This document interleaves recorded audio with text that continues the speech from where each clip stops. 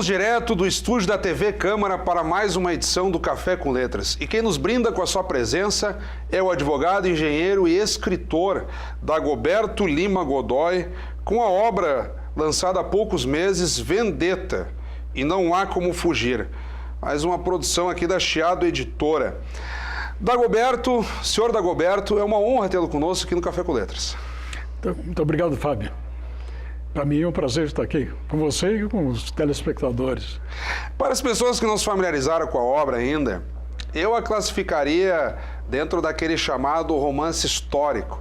Haja vista o seu empenho enorme no decorrer do livro, e nós estamos falando aqui de uma obra de quase 300 páginas, podemos dizer assim, em que o senhor ambienta desde poucos anos após a imigração italiana, a imigração italiana que tem aquele marco em 1875, mas o senhor pega ali quase que no final do século XIX, chegando a momentos posteriores à Segunda Guerra Mundial. Esse é o seu período de trabalho. E aí o senhor faz uma bateria de contextualizações históricas, mas em última análise procura situar famílias e personagens na sua ambientação à região aqui de Caxias do Sul. Caxias do Sul é o seu município foco, embora, claro, o senhor cite até regiões e municípios de outros estados nesse esforço de contextualização e das relações dos personagens com o nosso espaço. E eu gostaria, então, que nesse primeiro momento o senhor comentasse a respeito do esforço de poder constituir esse ambiente e mostrar como é que se forjou esse imigrante italiano na nossa região, que nunca é demais dizer, foram vitoriosos, né? Ok, Fábio. De fato, esse período que você referiu e que é o que abrange a história, ele, de fato, corresponde praticamente à formação do que nós poderíamos chamar de cultura caxiense, ou cultura dos italianos da região da Serra Gaúcha, né? Eu sou daqui, nasci aqui, amo muito essa terra, admiro muito a nossa gente e por isso mesmo sempre me interessei muito pela história dos nossos imigrantes, nossos fundadores, vamos dizer assim. Porque eu penso que já foi dito que um povo que não conhece a sua história, né, tende a repeti-la. Isso quer dizer, repetir os erros É o que eu ia dizer. e, eventualmente, não desenvolver as suas qualidades. A literatura, que é muito ampla e muito boa, enfocando essa história caxiense, ela, entretanto, na minha opinião, passou ao largo de algumas características que me pareceram absolutamente fundamentais. A começar por uma também fundadora, que foi a forma como os imigrantes, com uma cultura completamente diferente, de outro continente, uma cultura centenária ou milenar, não é? Encontraram aqui os habitantes da região, chamados brasileiros, ou seja, os descendentes de portugueses, e como se deu este, não um confronto, mas esse encontro, não é? E como uma cultura foi absorvendo a outra, não sem dificuldades. E esta é a parte que normalmente não tem sido muito examinada, né? Que é um dos pontos fundamentais aí da nossa história. O restante, também, nessa formação da cultura, passa pelo exame de como os imigrantes e os seus descendentes não só se amoldaram aqui à vida da região, mas como participaram ativamente, inclusive dos grandes momentos políticos do Rio Grande do Sul, com as suas revoluções, né? Chamadas revoluções, mas que, em verdade, foram espécies de guerras civis, né? E até nos movimentos nacionais, como foi o caso da Revolução de 1930, quando Getúlio Vargas assumiu o poder, né? Representando os gaúchos e toda a sua força, né? E a intentona comunista, enfim, tudo que de fato importante aconteceu no país nesse período, teve a participação de imigrantes italianos ou seus descendentes. Inclusive, na Segunda Guerra Mundial, quando houve caxienses que participaram da força expedicionária e com isso levaram também esse patriotismo indiscutível, porque a maioria deles, se não todos, foram voluntários para a participação. Nessa constituição desse período, e o senhor na largada do livro tem um cuidado que, por vezes, até é questionado, muitos já não veem mais como tão necessário, que é a chamada utilização do termo história. O termo história foi um neologismo cunhado pelo já falecido escritor Guimarães Rosa para diferenciar aquela história comentada, digamos assim, ou mais ficcional, da chamada história factual, a história verdadeira. Porque é muito difícil dizer a história da realidade. A realidade depende muito do ponto de vista. Então, a história factual, a história possível, ela seria então história com H. E a história com E seria então a história mais fantasiada. E que o senhor, como mescla uma constituição de romance, de história, com episódios de contextualização histórica, imagino que o senhor tenha cuidado para dizer assim: até aqui foi o que aconteceu, até aqui estou, não inventando, mas estou trabalhando a ficção com base na história, digamos assim. Então o senhor teve esse cuidado.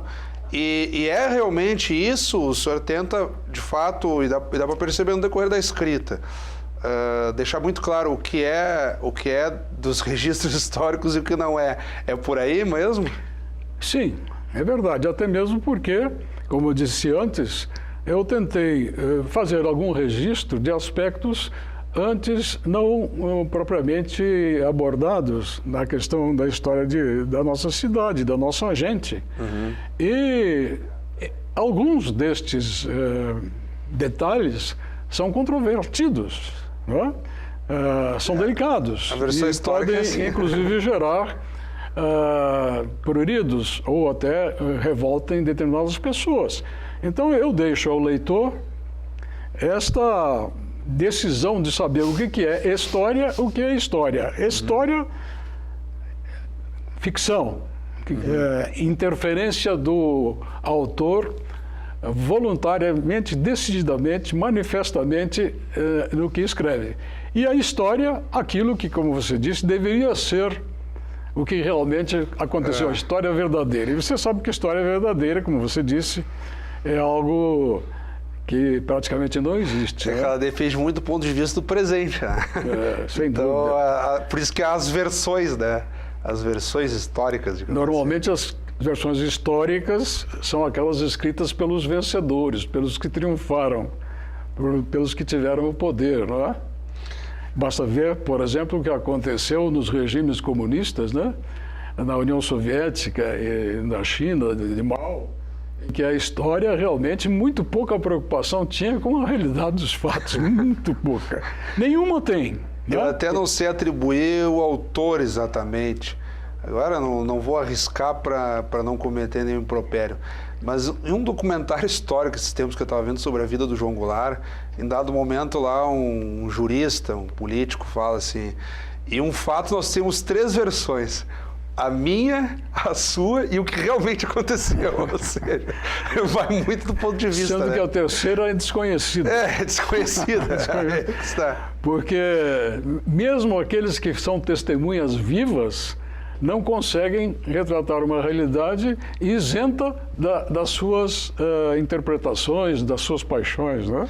No seu cenário, o senhor citou já figuras caxienses que se predispuseram, digamos assim, a força expedicionária, que se envolveram com a Segunda Guerra Mundial. Até nós tratamos recentemente, não, já faz um bom tempo, acho que mais de ano, inclusive, aqui no Café com Letras, o livro Cabedelo, que relata muito bem esse episódio, essa participação caxiense na Segunda Guerra. O senhor também se vale aqui. E aí eu não sei se o senhor realmente consultou os documentos, mas o senhor assegura que os caxienses foram exitosos no sentido de não terem baixas como pessoas de outras cidades no seu retorno para cá. E o senhor também faz um movimento no sentido da própria conjuntura econômica, porque Caxias produzia materiais bélicos. Aí tem aquele episódio fatídico da antiga fábrica Gasola, que até hoje são reconhecidas aquelas mulheres que morreram diante de explosivos. Mas apesar de todos os riscos, e que foi lamentável, naquele contexto havia uma preocupação econômica muito forte. E o senhor também coloca, embora seja lamentável a forma como alguns empreendedores pensavam naquele momento, o senhor deixa claro também, na sua história, digamos assim, principalmente num trecho já na parte final do livro, em que o empreendedor ali se preocupa em sonegar impostos, reduzir salários de seus colaboradores para enfrentar o cenário de crise e, inclusive, não mexer nas suas próprias economias. Isso está no livro. É verdade. E é uma situação muito corrente, não é? Veja bem que não retrata a totalidade das ações dos empresários, mas enfoca certamente uma das saídas que o empresário tem no enfrentamento de uma crise, né? De onde surgem, inclusive, as interpretações já ideológicas, né? Do acerto, da justiça ou não dos atos desse empresário. Neste caso, que é enfocado no livro, na história, ele era reconhecidamente um empresário de mau caráter. Né? Não por ter despedido na crise, mas porque ele tinha recursos para manter a empresa e estava reservando esses recursos, até obtidos de forma ilícita, para um futuro que só via a sua vantagem pessoal. Não é o caso corrente das empresas que entram em crise, né? Onde o empresário se vê obrigado, chamado a fazer tudo o que for possível para que a empresa sobreviva. Eu citei essa despreocupação, digamos assim, principalmente naquele episódio da metalúrgica Gasola, em que a empresa se preocupava só com o lucro no contexto de guerra, com os materiais bélicos, e deixava de lado as condições de saúde do trabalhador. Tanto que aquelas mulheres ou ficaram doentes, com marcas para toda a sua existência, ou morreram naquele caso da explosão. E aí eu fiz o paralelo, então, com esse trecho que o senhor trabalhou na parte final do livro. Bom, aí você já está dando a sua interpretação histórica pessoal. Sim. Não é, Fábio? Porque não é a minha. Claro, o que há que se considerar é justamente a época em que isso aconteceu, as condições existentes na época. Onde você fala, por exemplo, em condições de segurança, higiene no trabalho, isso era uma coisa absolutamente ainda elementar. Não é? Ainda nós estamos, quem sabe, com resquícios da Revolução Industrial, em que essas coisas chamadas de direitos do trabalhador, etc., era uma coisa nem pensada, né? Nem pensada. No caso da metalúrgica, eu não tenho registro de que a Gasola tivesse um padrão diferente, mais duro, ou mais impiedoso, mais descuidado em relação aos seus trabalhadores. Não tenho isso. Pode ser que sim, eu não sei. Eu não conheço este aspecto e nem apresentei isso assim. Claro. Não, eu estava fazendo do ponto de vista histórico. Bom, já que o senhor nos dá a liberdade no início da história, que eu vi com história com H, digamos assim. Tá certo. E aí eu vou lembrar lá do meu pai, quando eu era menor, quando ele queria diferenciar, porque ele conta as historinhas e tal. Ó, Fábio, isso que eu estou falando é história com H, então aqui estamos falando da história com H, mas sem querer deturpar o sentido do seu livro, não era isso.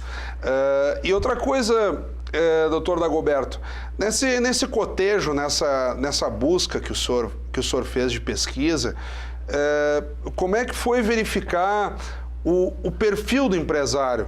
O senhor mesmo assume aqui, nós tratamos do estereótipo de um empresário mau caráter, que é tratado na figura do Cícero, que é um dos seus personagens. Eu não consigo lembrar do nome de todos, mas esse ficou muito marcado. Mas nós temos aquele empreendedor nato, né? que, digamos assim, estabeleceu em Caxias do Sul, e nós temos exemplos no presente bastante claros, eu não vou citar nomes aqui, mas que cria aquela identidade do empresário, que não é só ele, mas que seus colaboradores também se intitulam como parte da empresa, e aí Caxias do Sul começa a gerar, inclusive, multinacionais por aí afora. E aí nós já estamos tratando de um presente que extrapola o período histórico do seu livro. Mas como é que foi nesse cotejo, nessa pesquisa junto a fontes documentais, caracterizar esses personagens no intervalo do final do século XIX até o período da Segunda Guerra? Bem, eu recorri a todos os registros alcançáveis, especialmente dos jornais da época, né? Uhum. Existe até uma obra meritória da Câmara Municipal de Caxias do Sul, juntamente com o Arquivo Histórico, né, e que recuperou essas matérias jornalísticas desde aquela época, desde o final do século XIX até recentemente. E essa foi uma fonte importante. 120 anos? A obra de 120 anos, o senhor fala? Não, eu falo do acervo que existe. Ah, o próprio acervo. Acervo fotográfico. Nós temos o acervo e um livro também que comemorou os 120 anos do Legislativo, né? Não, eu estou falando da reprografia de veículos de imprensa que existiram em Caxias desde o final do século XIX. Acervo de jornais, basicamente. Jornais, praticamente. Sim. Jornais, praticamente. E é interessante, existem fatos, um dos fatos até hoje polêmico, que eu examino de fontes seguras, porque o meu pai, meu falecido pai, foi figura ativa do episódio envolvendo, na época da guerra, da Segunda Guerra Mundial, a polêmica em torno da troca de nome da Praça Rui Barbosa, da Praça Dante para a Praça Rui Barbosa. Ah, sim. É um fato historicamente importante porque ele retrata justamente aquela questão a que eu me referi antes, ou seja, o choque de duas culturas e de duas visões. O senhor cita também os índios lá dos primórdios, né? Lá nos primórdios, mas esses não tiveram nenhuma participação, né, infelizmente. Mas um episódio, além desse da mudança da praça, do nome da praça, existem outros episódios interessantes. Por exemplo, na época da revolução mais sangrenta que houve no Rio Grande do Sul, a guerra civil mais sangrenta, que foi de 1993. Na mesma época, na conturbação... 1893, a Revolução Federalista. Exato, a Revolução Federalista. A revolta da Degola. A mais sangrenta, dizem, guerra civil de toda a América Latina, né? Mas naquela época houve até um movimento, uma revolta dos imigrantes italianos. E o que me parece extremamente interessante é que o líder dessa revolta, porque não se conformou com a indicação de um intendente pelo governo estadual, foi o Vicente Rovea. Ora, Vicente Rovea era justamente o comerciante que tinha um entreposto lá na entrada da cidade, na chamada Caipora, que depois o prédio se transformou no Hospital Carbone. E a recuperação, a preservação do prédio do Hospital Carbone foi, em grande parte, fruto de uma campanha que eu tive o prazer e o privilégio de ter participado juntamente com o arquiteto Paulo Iroqueiro Bertucci, e conseguimos com os empresários de Caxias do Sul os recursos suficientes para a preservação praticamente, quem sabe, de um dos únicos prédios realmente históricos de Caxias do Sul. Vicente Rovea. E Vicente Rovea tinha espírito revolucionário. Então, são coincidências. E veja que os imigrantes isto ainda nos primórdios da imigração, ainda não tinham ainda conservado qualquer submissão, espírito de submissão, embora muitas vezes se pensa, né? Até muito tempo, se tinha uma conotação pejorativa para o termo colono, não é? Colono significava uma pessoa... Hoje é motivo de orgulho, né? Hoje é motivo de orgulho. Se designam colono, e né? com razão, porque veja que lá no final do século, 15 anos depois da chegada, já tinham a capacidade de se articular politicamente e tomar atitudes nada submissas, né? Tanto é que foram bem-sucedidos e conseguiram que o intendente fosse mudado, né? Nesse esforço que o senhor fez do próprio cotejo histórico e daí de dar um perfil romanceado, acho que até o senhor pediria até que, se o senhor quiser, também pode até extrapolar o contexto do livro. Nós estamos na reta final do programa. Nesse empenho, se eu estiver errado, o senhor me corrija, mas, em última análise, o senhor faz, a partir do livro, numa Constituição romanceada, a evolução ou a transformação daquele italiano em caxiense, para que todos sejam caxienses, em última análise, e não só caxienses filhos de imigrantes, né? Caxias acaba se tornando quase que cosmopolita, haja vista as mais diversas etnias que vêm se estabelecer aqui. O Monumento ao Imigrante ilustra bem isso. Qual figura maior, seja empreendedor, seja artista, qual é o nome que mais lhe chama a atenção nesse contexto todo de Caxias, digamos assim, produzindo seus caxienses e toda a sua vocação? Olha, eu acho que sempre é válida essa sua curiosidade de identificar um símbolo. Este símbolo não quer dizer que realmente tenha também, sido mais, né? A seu critério. Mas eu acho que salta aos olhos, tendo em vista que o desenvolvimento da cidade, da comunidade, foi feito fundamentalmente em cima do trabalho e teve um salto quando esse trabalho saiu da vertente agrícola e passou para a vertente industrial. Então salta aos olhos o nome de Abramo Weber, claro, né? Claro. Que é um símbolo, porque, de fato, o grande personagem do desenvolvimento de Caxias foi um empresário industrial, capaz de formar equipes, de liderar as equipes, de buscar recursos, de criar produtos, de ganhar mercados, né? E num ambiente também característico e um dos fatores de sucesso, sem dúvida nenhuma, econômico da nossa cidade, e um ambiente altissimamente competitivo, que é uma das características que até hoje existe e que diferencia a cultura caxiense de outras tantas, até do próprio Rio Grande do Sul. E apesar das adversidades de logística, climáticas, que persistem até hoje, o caxiense tenta, de uma forma ou de outra, superar também, né? Hoje, nos dias de hoje, nós temos esta questão na mesa. Há muitos pensadores caxienses que se preocupam com aquilo que seria uma espécie de perder o passo da economia caxiense, né?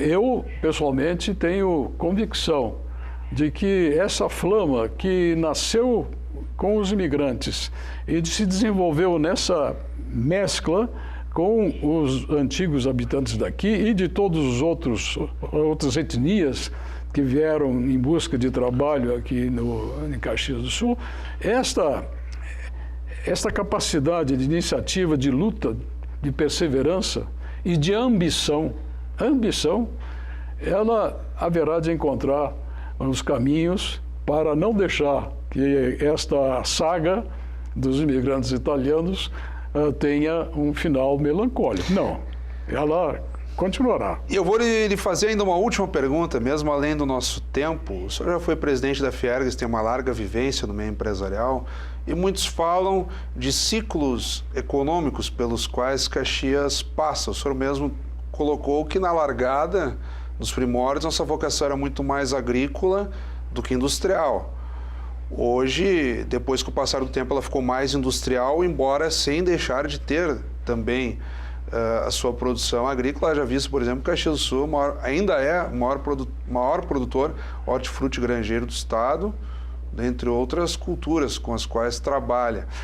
E alguns falam até que Caxias deveria forjar uma nova vocação econômica. O senhor chega a vislumbrar Caxias do Sul pós-polo metal mecânico ou ainda o município se rearticulará dentro da vocação polo metal mecânica e não mudará o seu perfil? Como é que o senhor enxerga esse cenário de crise atual e quando alguns falam que há a possibilidade de forjarmos um novo ciclo de desenvolvimento econômico? Continuaremos no metal mecânico ou há possibilidade de migrarmos por um outro ramo?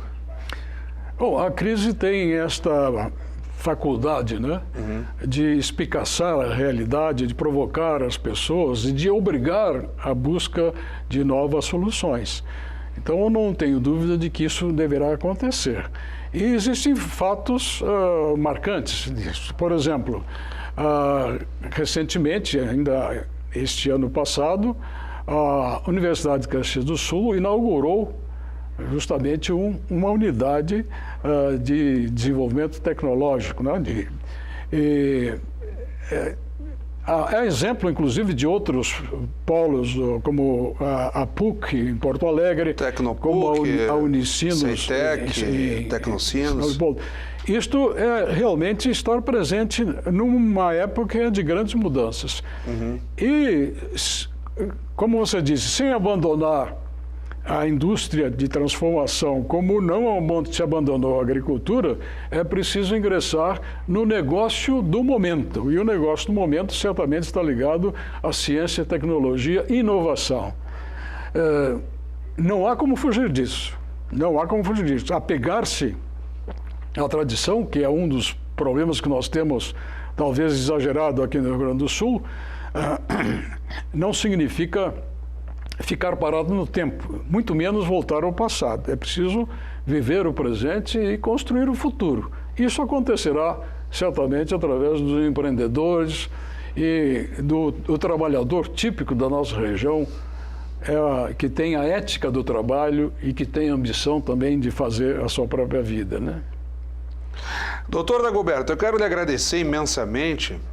Tratamos aqui do seu livro recém-lançado, Vendetta, romance histórico caracterizando a saga do imigrante nos primórdios e constituindo, em última análise, o caxiense, mas tendo como intervalo limite ali até meados da Segunda Guerra Mundial.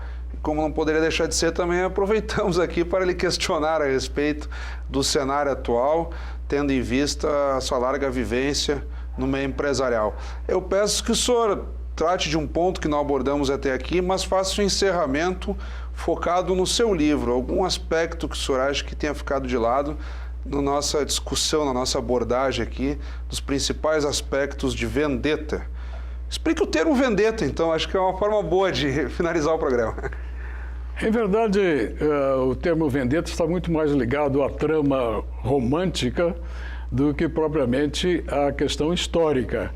Mas a vendetta é o costume encontrado em muitas sociedades, em muitas civilizações, daquela rixa entre famílias que perdura por gerações, não é? E neste caso entra no nosso romance como uma derivação de uma ação da máfia calabresa, a 'Ndrangheta, que poucos conhecem, mas é a máfia mais poderosa do mundo. Então, o termo vendetta está um pouco mais ligado à questão do romance do que provavelmente da história. Agora, o ponto central é justamente tentar identificar as características fundamentais da chamada cultura caxiense, nos seus aspectos positivos, que nós temos falado até agora, e também em alguns aspectos menos dignos de aplauso, vamos dizer assim. Mas digamos assim que a partir dessa vendetta aí, há uma certa competitividade e também, de uma forma ou de outra, é possível sem dúvida tirar proveito, né? Esse é um dos aspectos. Aliás, eu quero fazer referência a um livro imperdível que está dentro dessa bibliografia histórica de Caxias, que é o livro dos pesos e das medidas do Ítalo Balém, onde ele também analisa um traço dessa capacidade empresarial competitiva que anda no limite da ética, quando ele conta do comerciante que tinha naquele tempo das balanças de contrapeso, que tinha dois conjuntos de pesos. Um conjunto de pesos para comprar a mercadoria e um conjunto de pesos para vender a mercadoria.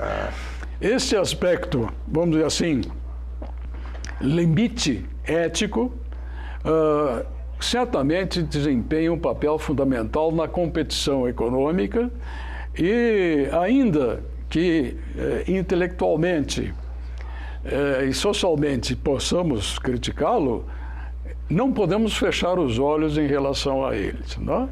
Eu até conto, para encerrar, uma fábula passada com personagens aqui caxienses, mas que também encontrei num livro sobre a cultura moderna francesa, que é a história do gênio da lâmpada, que apareceu para o caxiense, e ele ofereceu 3 desejos, 3 coisas que poderia pedir e que seriam...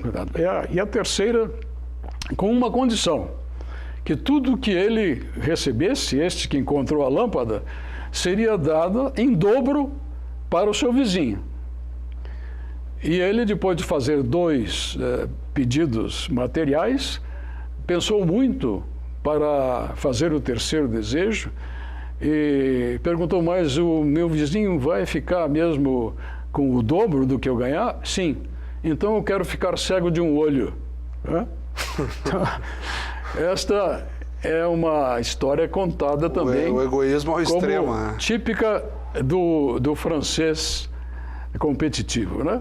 Então, esses aspectos, assim, que são característicos e que muitas vezes podem gerar críticas, não devem ficar à margem da história. Claro. Por exemplo, a questão... Quando eu citei ali o episódio do Cícero, né, que era a questão ali de preservar as próprias economias e ferrar, inclusive, seus funcionários.